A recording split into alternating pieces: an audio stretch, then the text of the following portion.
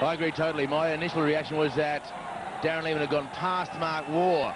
And Ganguly's quite right to ask, but I guess once the umpires made a decision, Tendulkar, Ganguly, they're all saying, hey, and Mark Waugh's getting involved in the conversation. If I were Mark Waugh, I'd be walking well away from this conversation because he could only lose. If they call for the third umpire, I would suggest that Mark Waugh is in trouble. Now, the umpires are going to confer whether they can actually call for the replay green. Well, I mean, the object of the exercise here should be to get it right. This is actually a very significant point. It looks as if they're going to ask for it. There's been no signal here. So it may well be that we as a television company will be asked to supply some replays if possible here. Bear in mind that we haven't got any pictures or any cameras exactly square. We've got them in line with the stumps for the runouts.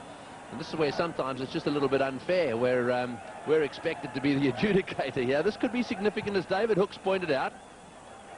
He did say that if Lehmann was joined by a new batsman, well, then it could make a bit of a difference. And Mark Waugh, however, is still out there.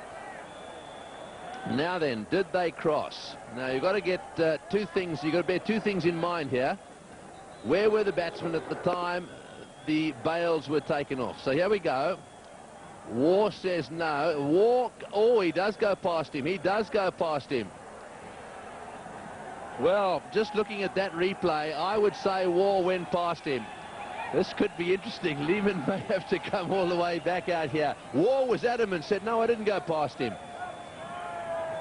So, well, the Indians come into play there, and they say, I want a replay. That's the Indian captain. Now, this is from sideways on. This will tell us the story. Here goes Lehmann. The question is, what happens? Do we see the bails? The bails go off. There's no batsman in play there. There's no doubt someone's out. Well, let's have a look if this angle gives us anything. Your view, David? Oh, look, Mark Waugh, from the naked eye, he went past.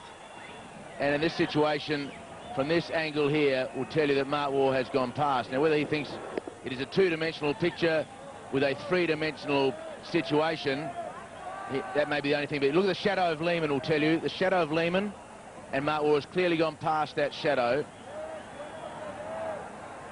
So that's why Mark Waugh, I felt, had to stay out of the argument. Darren Lehmann, very much a team-orientated decision. He's just walked straight off. Yes, I think that's what he's done. But I think you're looking at the shadows there. Let's just watch the ball come in. This is going backwards. Now we've got to go forwards and just have a look to see exactly where they get to here. Now the ball's coming in. Watch the shadows. They equal there. And do they go on? A little bit further on. The ball's coming in. Mark Waugh now into a position where his legs come together. There's no doubt in my mind that Mark Waugh is the man out there looking at it at that angle. Very close, mind you. Well, pretty tough for the third umpire to make a definitive. With the angle of parallax law, I guess he had to make that decision, but it looked as though he'd gone past.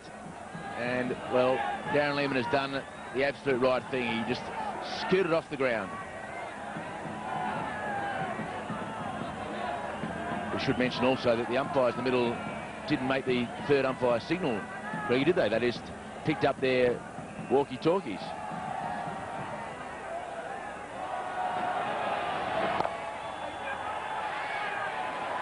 Well, I mean, sure, they didn't make the signal, but they did ask the third umpire. There's no doubt about that.